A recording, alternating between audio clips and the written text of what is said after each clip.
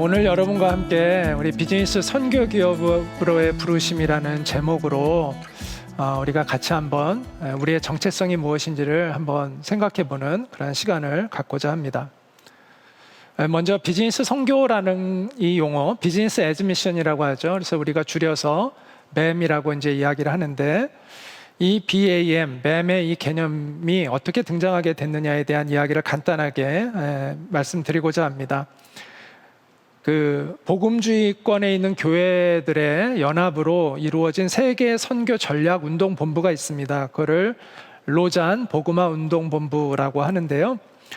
이곳에서 2004년에 처음으로 그 보고서 59번이라는 이 보고서를 통해서 비즈니스 애즈 미션이라는 용어가 이제 처음 등장하게 되었습니다.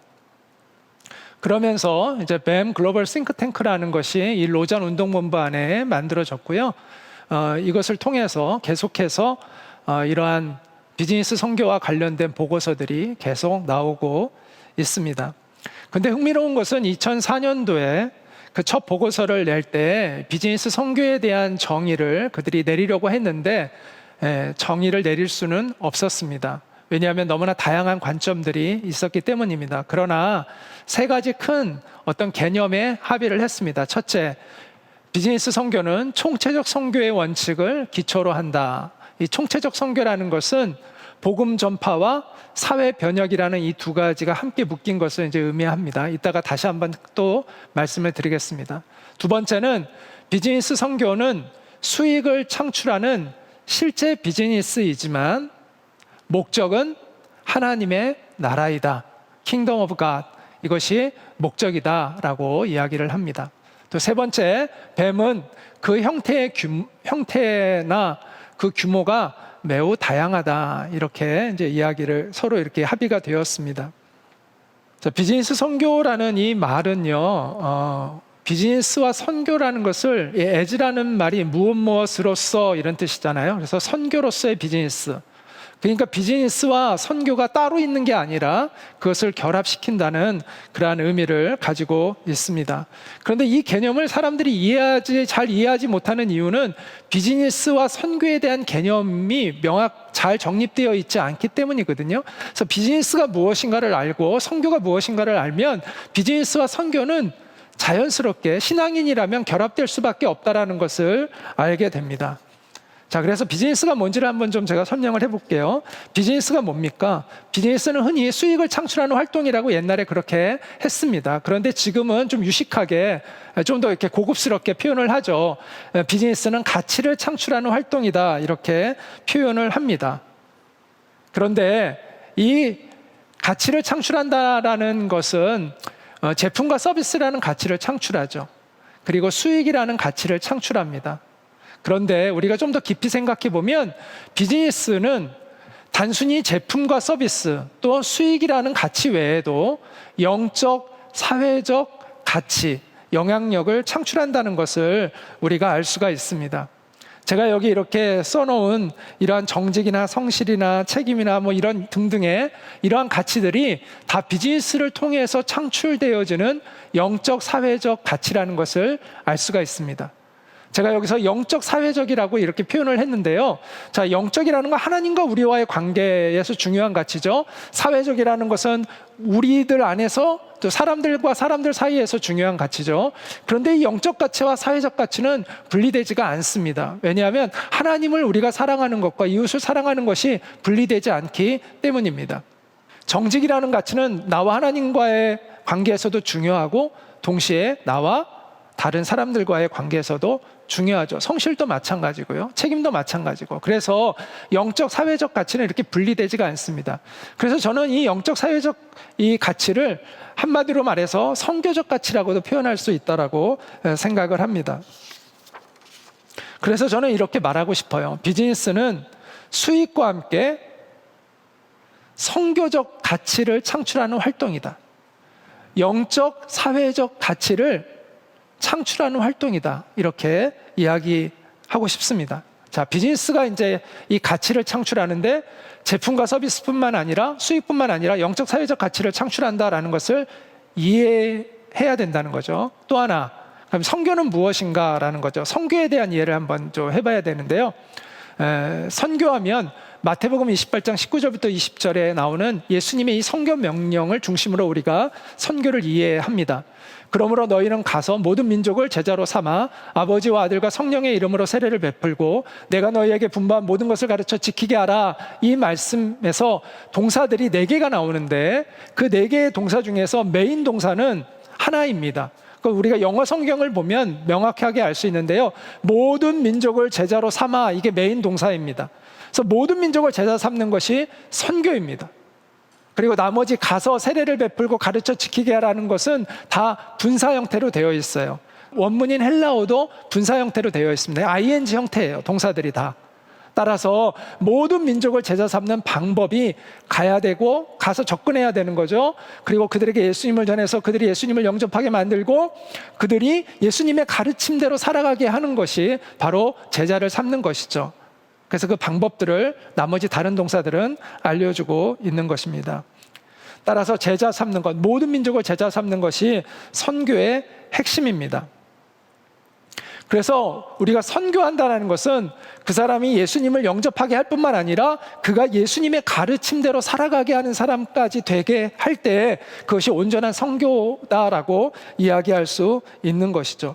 그러니까 복음으로 변화되어야 하는 것이죠. 우리가 어제는 복음이 무엇인지를 들었죠. 그리고 오늘 우리는 이 복음으로 우리는 어떻게 살아야 하는지를 지금 이야기하고 있습니다. 이것이 다 함께 묶여져 있다라는 것이죠.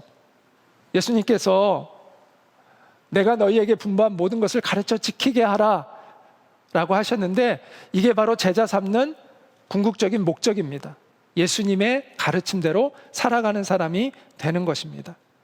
예수님의 제자가 된다라는 것은 교회 생활만 열심히 하는 사람이 되는 것을 의미하는 것이 아닙니다. 그가 살아가는 모든 삶의 현장에서 모든 곳에서 예수님의 제자로 살아가는 것입니다. 교회에서뿐만 아니라 사회에서도 내가 예수님의 말씀대로 살아가는 사람이 되는 것입니다. 우리가 이것을 이제 총체적 선교라고 합니다. 그래서 복음을 전하고 그리고 그 사람이 그래서 삶이 변화되고 그 사람이 그 공동체에까지 영향을 미치게 되는 것이 바로 총체적 선교라는 것이죠. 그래서 이 복음 전파와 사회 변혁이 결합될 때 온전한 선교가 이루어진다라고 이야기를 합니다. 그래서 저는 선교를 이렇게 정의를 내릴 수 있다고 생각합니다. 이 선교는 예수님의 참 제자를 만들어내는 운동이다라는 것이죠. 그러면 예수님의 참 제자가 된다는 게 뭐냐? 복음의 삶으로 변화되는 진정한 예수님의 사람들을 재생산하는 겁니다. 이게 전도죠. 그리고 그들을 통해서 하나님의 사랑과 정의가 이 땅에 실현되게 하는 것입니다. 이처럼 우리가 비즈니스와 선교에 대한 개념을 우리가 바르게 이해하면 비즈니스와 선교라는 것은 분리되는 것이 아니라 자연스럽게 신앙 안에서 결합될 수밖에 없다는 것을 우리가 깨닫게 됩니다. 정말 예수님의 복음으로 거듭난 사람이 이제 비즈니스를 해요. 그럼 그 사람이 행하는 비즈니스는 하나님의 뜻대로 하는 비즈니스를 할 수밖에 없는 것이죠. 일반 세상 사람들과는 다른 가치를 가지고 그런 비즈니스를 할 수밖에 없는 것이죠. 칙필레처럼 그렇게 일반적인 세상과는 다른 그러한 방향성을 가지고 비즈니스를 할 수밖에 없는 것이죠. 그러면 어떻게 될까요? 또한 거기에 그 복음을 듣고 그 안에서도 변화된 그리스도인들이 재생산되겠죠.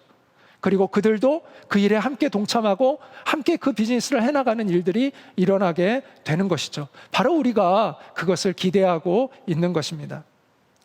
이와 같은 맥락에서 비즈니스 선교의 이제 그 리더 역할을 하고 있는 뱀 글로벌 싱크탱크가 아까 있다고 말씀드렸는데 거기에 공동 대표가 2사람이 있는데요.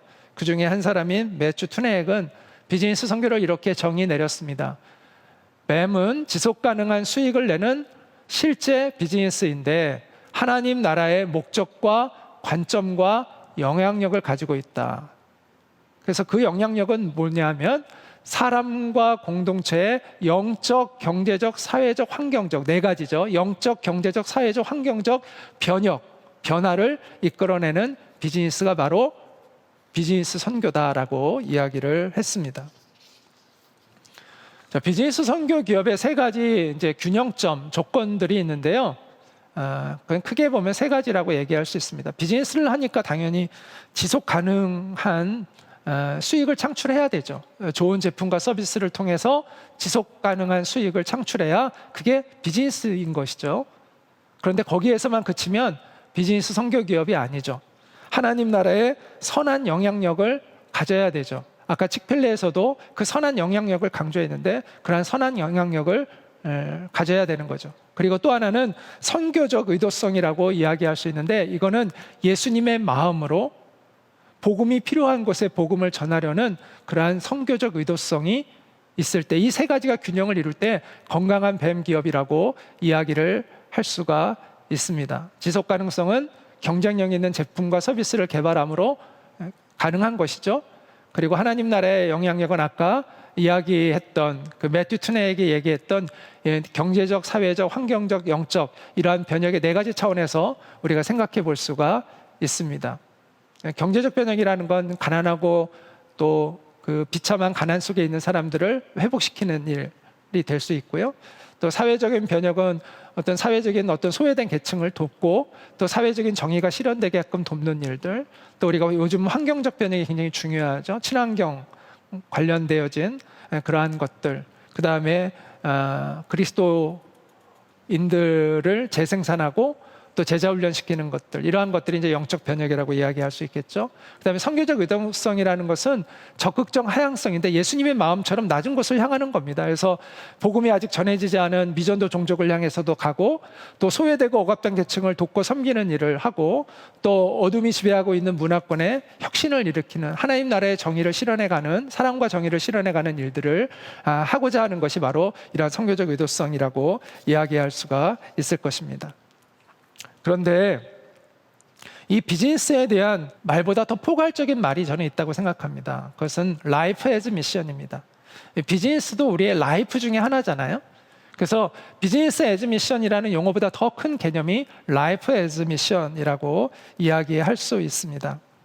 이제 라이프 애즈 미션을 하다 보면 비즈니스 애즈 미션을 하게 되는 것이죠. 예수님의 사람이 된다는 것은요, 라이프 애즈 미션을 사는 사람이 되는 것이죠. 선교적 삶을 살아가는 사람이 되는 거라고 이야기할 수 있습니다. 하나님의 뜻을 이 땅에 실현해가는 그러한 삶을 사는 것이죠. 복음의 산 증인이 되는 삶을 살아가는 것이 바로 라이프 애즈 미션이라고 이야기할 수 있습니다. 아까 언급한 대로 신앙생활이라는 것은 교회 생활만을 의미하는 것이 아니라 신앙으로, 믿음으로 가정에서도 살고 교회에서도 당연히 그렇게 살고 내가 살아가고 있는 일터에서도 그렇게 살아가는 것이죠. 내가 비즈니스 현장에서 예수님의 뜻대로 살아가는 사람이 될 때 이 라이프 애즈 미션이 비즈니스 애즈 미션으로 표현되겠죠. 저는 초대교회 성도들이 바로 이 라이프 애즈 미션, 비즈니스 애즈 미션을 실현했던 사람들이라고 생각합니다. 이 비즈니스 애즈 미션이라는 이 용어가 이제 최근에 나온 용어이지만 그러나 그 실제의 개념은 사실은 새로운 것이 아닙니다. 초대교회 성도들이 바로 그런 삶을 살았다는 거죠. 그게 신앙의 본질이라는 것이죠. 초대교회 성도들은 큐리어스 예수스, 주 예수님을 고백했습니다. 그 당시에 이 큐리어스라는 건 황제에게 표현하는 고백이었습니다. 그런데 그리스도인들은 큐리어스 예수스, 주 예수님이라는 고백을 했습니다. 그래서 그들은 그것 때문에 목숨을 많이 잃었습니다. 우리가 초대교회 상황을 한번 생각해 볼까요? 그때 그 초대교회 성도들은 예수님 우리처럼 자유롭게 교회를 갈 수 있는 게 아닙니다. 근데 지하교회였잖아요. 숨어서 예배를 드렸어요. 그런데 예수 안 믿는 사람, 어설픈 사람을 갖다가 자기 공동체에 예배 드리는데 데리고 오면 이 사람이 나중에 신고하면 거기에 있는 모든 사람들이 다 발각이 되고 처형을 당하잖아요. 그러니까 아무나 예배 초소에 데리고 올 수가 없었어요. 그럼 그들은 전도를 어디서 했을까요? 오늘날은 전도를 교회에서 많이 하잖아요. 근데 그게 아니라 세상에서 그들이 살아가는 삶의 현장에서 만나는 사람들에게 복음을 전하고 그들이 복음을 받아들였을 때 그들을 교회에 데리고 왔습니다. 그래야 안전하니까요. 그런 악조건 속에서도 그들은 놀랍게도 복음을 전했습니다. 교회는 계속 성장했습니다. 어떻게 그럴 수 있었을까요? 바로 그것은 그 초대교회 성도들이 그들의 삶의 현장에서 믿음으로 복음의 증인으로 살았기 때문입니다. 그들의 일터에서, 그들의 시장에서, 거리에서 그들이 믿음으로 살았기 때문입니다. 저는 초대교회 성도들은 이미 그들은 일터 사역자였고 그 당시에 이미 비즈니스 선교사들이었다라고 생각합니다. 그들은 그들의 모든 곳에서 그들의 고백대로 큐리어스 이에수스, 주 예수님을 섬겼던 것이죠. 신앙이란 그런 것입니다. 모든 곳에서 하나님의 말씀이 진리가 되어야 하고, 모든 곳에서 예수님은 우리의 주님이 되셔야 하고, 또 우리가 살아가는 모든 곳에서 하나님의 뜻은 실현되어야 합니다. 하나님은 온 하늘과 땅의 주제이시니까요. 주권자이시니까요. 자, 그러면 우리 기업의 소명에 대해서 한번 좀 생각해 보고자 합니다. 앞에서 비즈니스 애즈 미션이라는 용어가 신용어이지만 실제의 의미는 이미 초대교회 때부터 성도들이 살았던 그 삶이었다라고 말씀을 드렸습니다. 자, 우리 기업이 처음부터 비즈니스 선교라는 이 용어를 사용한 것은 아닙니다. 그러나 저는 우리 기업이 그 어떤 기업보다도 바로 비즈니스 선교를 추구하며 시작된 기업이라고 확신합니다. 우리 기업의 정체성은 한마디로 영혼을 소중히 여기는 기업입니다. 이 말은 제가 전에도 한번 말씀을 드린 적이 있지만 단순히 사람을 소중히 여긴다는 차원에 머무는 것이 아닙니다. 사람들이 하나님의 형상을 회복하도록 돕는 것을 의미합니다. 하나님의 영원한 생명과 연결되어서 하나님이 창조하신 목적을 회복하는 새로운 인생을 사는 사람이 되도록 돕는 것이 바로 영혼을 소중히 여기는 기업이라는 우리의 이 창업 가치 안에 담겨져 있다는 것이죠. 따라서 우리 기업은 처음부터 하나님의 관점에서 시작된 기업입니다. 그리고 그것을 우리의 정체성에 분명하게 표현해 놓았어요. 처음부터 우리는 이 정체성을 명확하게 표현해 놓았습니다. 그리고 그것을 매우 원색적으로 실천해 왔다고 저는 생각합니다.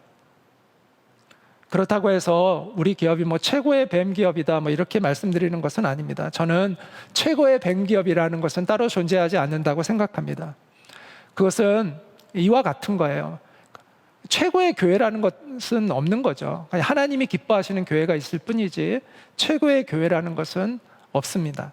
마찬가지로 하나님의 나라를 위해서 다양한 형태의 비즈니스 선교 기업이 필요하죠. 근데 중요한 것은 그럼 하나님은 우리를 어떤 뱀 기업으로 부르셨는가? 우리를 어떤 비즈니스 선교 기업으로 부르셨는가? 바로 그것이 중요한 것입니다. 그것을 아는 것이 중요한 것입니다. 그렇다면 우리 기업을 향한 하나님의 부르심은 무엇일까요? 앞에서 비즈니스 선교 기업은 다양하다고 말씀드렸습니다. 어떤 기업은 기독성, 크리스티애너티를 완전히 숨기고 하는 기업이 있습니다. 실제로는 그것을 추구하지만 그것을 겉으로는 이렇게 숨기는 기업이 있습니다. 또 어떤 기업은 전면에 그것을 선명하게 드러내는 기업도 있습니다. 또 어떤 비즈니스 선교 기업은 기독교인들로만 구성되어진 기업이 있고요. 또 어떤 기업은 기독교인과 비기독교인이 함께 섞여 있는 그러한 기업도 있습니다. 어떤 비즈니스 선교 기업은 직접 복음을 전하는 일에 힘쓰는 기업이 있고 그런 기업이 많지는 않지만 그런 기업도 있죠. 또 어떤 기업은 직접 복음 전하는 일은 하지 않고 뒤에서 우리 선교하는 일을 돕는 일만 하는 그러한 기업도 있습니다. 어떤 기업이 더 바람직하냐 덜 바람직하냐 더 바람직하고 덜 바람직하고 이런 것은 그런 차원이 아닙니다. 저는 그런 것에 대해서 이야기하고자 하는 것은 아닙니다. 그리고 또한 우리 스스로가 우리의 정체성을 우리 마음대로 정해서도 안 되는 것입니다. 하나님께서 우리 기업을 어떤 기업으로 부르셨는가를 아는 게 저는 중요하다고 생각합니다. 군대가 다양한 부대가 필요하잖아요. 거기에는 보병만 있어도 안 되고 공병도 필요하고 통신병도 필요하고 지원병도 필요하고 특수부대도 필요한 거죠. 공수부대와 같은 그러한 부대도 필요합니다. 마찬가지로 하나님이 다양한 뱀 기업을 부르셨어요. 다양한 비즈니스 선교 기업이 필요합니다. 중요한 것은 우리를 하나님이 어떻게 부르셨는가를 아는 것입니다. 하나님이 우리에게는 어떤 사명을 맡기셨는가를 아는 것입니다. 전에 어떤 목사님의 강의를 들으면서 생명에 대한 그분이 이제 이야기를 하는데, 이 생자가 살생자에다가 명령명자잖아요. 그래서 생명은 살라는 하늘의 명령이라고 이제 해석을 할 수 있다고 합니다. 그런데 또 다른 해석은 하늘로부터 받은 명을 살아내는 것, 살아가는 것, 그것이 생명이다라고 이야기할 수 있다라는 말을 들었습니다. 그러면서 인생이란 하나님의 명을 찾아가는 과정, 하나님이 우리에게 명하신 것을 찾아가는 과정이고 하나님의 그 명령을 이루어가는 과정이라고 볼 수 있다라는 그 말에 참 감동이 되었습니다. 우리가 추구해야 하는 인생은 우리 각자에게 하나님이 주신 그 부르심을 찾아가는 것이라고 생각합니다. 그리고 거기에 응답하는 것이 우리의 인생이라고 생각합니다. 그럴 때 우리 인생이 정말 가치 있고 의미 있는 인생이 될 거라고 생각합니다. 기업도 마찬가지입니다.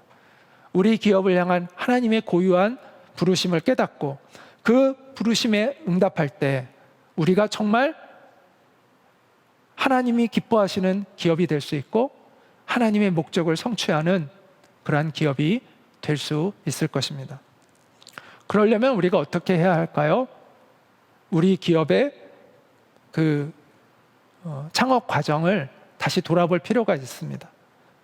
그리고 우리 기업이 어떻게 시작되었고 어떤 과정을 거쳐왔고 지금 어떤 위치에 있게 되었는가를 우리가 한번 살펴볼 필요가 있습니다. 그리고 하나님과 창업가 사이에 맺은 그 언약의 관계를 또한 우리가 생각해 볼 필요가 있는 것입니다. 강경화로 생애 종착역을 앞에 둔 한 사람이 있었습니다. 그는 부자가 되기 위해서 비즈니스를 하지 않았습니다. 이제 몇 개월 후에 하나님 앞에 갈 준비를 해야 했습니다. 그래서 하나님 앞에 갈 때 몇 사람만이라도 전도해야 되겠다는 마음을 가지고 좋은 물건을 싸게 팔면서 사람들을 만나서 그들에게 복음을 전했습니다. 그런데 하나님께서 그의 생명을 연장해 주셨습니다. 그리고 그가 상상할 수 없는 규모의 비즈니스를 하도록 하나님이 도와주셨습니다. 그는 왜 하나님께서 자기에게 그런 은혜를 베푸셨는지를 깊이 고민하며 기도했습니다. 그래서 그는 어떤 어려움 속에서도 복음을 전하는 사명을 내려놓을 수가 없었습니다. 사람들로부터 많은 오해가 있었고 왜곡된 시선도 있었고 비난도 있었지만 하나님이 그에게 명하신 것을 그는 포기할 수 없었습니다. 그래서 애텀이라는 매우 특별한 기업이 존재하게 된 것입니다. 비즈니스 선교 기업들 중에서도 매우 특별한 위치에 있는 이 기업이 존재하게 된 것입니다. 애터미는 뱀 기업들 중에서도 독특한 위치에 있다라고 말씀을 드렸습니다. 비즈니스 선교 기업들 가운데 기독성을 아주 선명하게 드러내는 기업이 많지 않습니다. 그리고 규모가 큰 기업이 많지가 않습니다. 미국의 이런 기업 중에 대표적인 기업이 바로 미국에 있는 칙필레이죠. 그리고 우리 기업 애터미가 바로 그런 기업에 속합니다. 여러분 지금까지의 이 이야기를 들으면서 어떤 생각을 하시나요? 우리 기업을 향하신 하나님의 뜻이 느껴지지 않습니까? 우리를 향한 하나님의 손길이 느껴지지 않습니까? 우리 기업을 통해서 하나님이 계획하시고 행하실 일이 있다는 것이 감지되지 않습니까? 우리가 하나님 앞에 하나님의 부르심에 믿음으로 반응할 때 하나님만이 하실 수 있는 위대한 일을 하나님이 행하실 것을 우리가 기대할 수 있지 않습니까? 우리가 그럼 어떤 태도를 가질 때 이 하나님의 부르심에 온전히 응답해서 하나님의 역사를 이루어가는 기업이 될 수 있을까요? 저는 데살로니가 후서 1장 11절과 12절에 있는 말씀을 통해서 그것에 대해서 여러분과 함께 한번 생각해 보려고 합니다. 이것은 사도 바울이 데살로니가 교인들을 축복하며 기도하는 내용인데요. 바울은 먼저 데살로니가 성도들이 하나님의 부르심에 합당한 자가 되기를 소망하고 있습니다. 그러면서 이렇게 기도합니다. 모든 선을 기뻐함과 믿음의 역사를 능력으로 이루게 하옵소서라고 이렇게 기도합니다. 바로 모든 선을 기뻐함과 믿음의 역사, 이 두 가지가 바로 우리가 주님의 부르심에 온전히 응답하는 우리의 태도가 되어야 한다고 생각합니다. 그럴 때 어떤 결과가 일어날 것인가가 그 뒤에 12절에 나오는데, 우리 하나님과 주 예수 그리스도의 은혜대로 우리 주님의 이름이 우리 가운데서 영광을 얻게 되신다는 것입니다. 자, 모든 선을 기뻐한다라는 것은요, 영적 순결을 지키는 것이라고 이렇게 해석할 수가 있습니다. 자, 선을 기뻐한다는 것은 하나님이 주신 선한 목적을 잘 간직하고 지켜나간다는 것을 의미하거든요. 따라서 이것은 영적인 순결을 지켜나가는 겁니다. 하나님이 우리를 부르신 그 부르심에 경고히 서는 것을 의미합니다. 하나님이 부르신 그 자리를 잘 지키고 있는 것을 의미하는 것이죠. 짐 콜린스와 제라 포리스가 공저한 책이 있죠. Built to Last. 성공하는 기업의 8가지 조건이라는 것으로 이렇게 번역이 아마 되어 있을 겁니다. 이 의미는 영속하기 위해서 세워졌다, 이제 이러한 뜻이죠.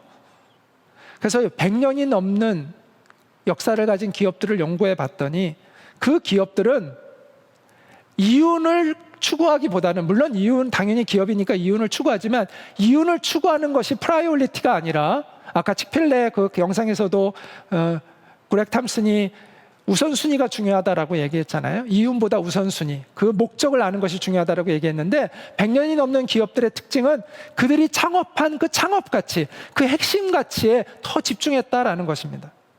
우리는 흔히 이윤의 극대화를 해야 기업이 더 잘 된다라고 생각하지만 그렇지 않습니다. 오히려 이윤의 극대화를 추구하는 기업들은 오래가지 못합니다.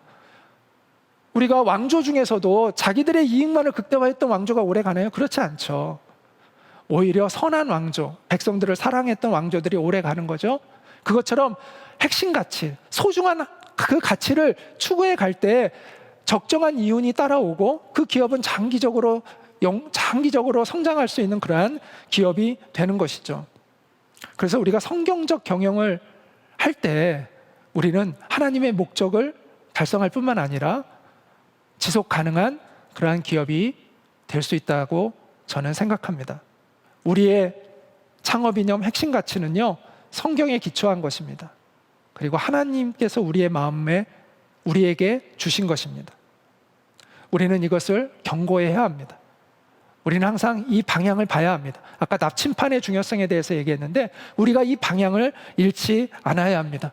그럴 때 하나님의 부르심에 우리가 온전히 응답하는 그러한 기업이 될 때, 하나님이 주신 그 선한 목적, 영혼을 소중히 여긴다는 그 의미를 알고 영혼을 소중히 여기는 그 기업의 가치들을 우리가 지켜갈 때, 우리 기업은 하나님의 뜻을 이루어가고 또 지속 가능한 그러한 기업이 될 수 있다는 것이죠.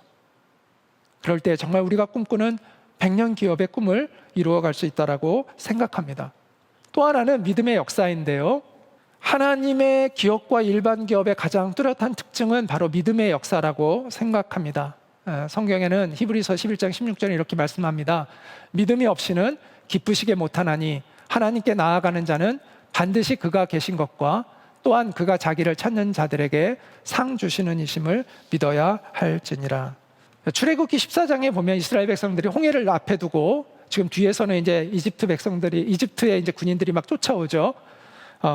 그래서 모세가 이제 그들을 그 이집트에서 노예로 있던 그들을 이제 해방시켜서 나왔는데 홍해가 앞에 놓여 있습니다. 거기서 이스라엘 백성들이 두려워 떱니다. 뒤에서 이제 군대들이 쫓아오니까요. 그리고 왜 우리를 이 광야로 이끌어와서 죽게 만들었냐고 모세에게 원망합니다. 그때 모세가 이렇게 얘기합니다. 너희는 두려워하지 말고 가만히 서서 여호와께서 오늘 너희를 위하여 행하시는 구원을 보라. 너희가 오늘 본 애굽 사람을 영원히 다시 보지 아니하리라. 여호와께서 너희를 위하여 싸우시리니 너희는 가만히 있을지니라. 이스라엘 백성들이 믿었던 하나님과 모세가 믿었던 하나님이 다른 것을 우리가 볼 수 있습니다. 그들은 하나님의 이름을 동일하게 불렀지만 그들이 믿고 있었던 하나님의 크기는 달랐던 것입니다. 저는 우리가 우리의 현실을 무시하라고 말씀드리는 것이 아닙니다. 저는 믿음은 현실을 무시하고 갖는 것이 믿음이 아니라고 생각합니다. 우리는 현실을 직시해야 합니다. 그런데 우리는 또 하나를 직시해야 합니다. 그것은 살아계신 하나님을 직시하는 것입니다. 우리의 시선을 하나님으로부터 떼어서는 안 됩니다. 하나님을 바라보며 우리의 환경도 바라보아야 합니다. 그리고 우리의 문제를 하나님보다 확대시키는 그러한 실수를 하지 않도록 조심해야 합니다. 많은 사람들이 하나님의 뜻에 따라 살지 못하는 이유를 현실에 대한 핑계를 댑니다. 현실이 어쩔 수 없다라고 이야기를 합니다. 그러나 우리가 정말 직시해야 할 현실은 하나님이 살아계시고 하나님이 우리에게 명령하신 것을 우리가 행해야 한다라는 것입니다. 이것보다 더 중요하게 우리가 직시해야 할 현실은 없습니다. 하나님은 창조주이시고 우리를 부른 분이시며 우리에게 사명을 맡기셨고 우리로 하여금 그 사명을 감당할 수 있는 힘을 공급해 주시는 분입니다. 그러므로 용기를 가지고 우리가 믿음으로 하나님의 부르심에 응답해야 합니다. 그리고 하나님이 주시는 지혜와 전략을 구해야 합니다. 그런 태도로 우리의 문제를 풀어갈 때 우리는 정말 하나님이 원하시는, 기뻐하시는 기업이 될 수 있을 것입니다. 이 땅에 하나님의 영광을 드러내도록 우리를 부르신 하나님을 찬양합니다. 하나님께서 우리를 지금까지 이끌어 오셨고 지금도 우리와 함께 하고 계시며 또한 우리를 이끌어 가실 것입니다. 영적 순결함을 지키고 또 믿음으로 전진해 나아가는 우리가 되기를 원합니다.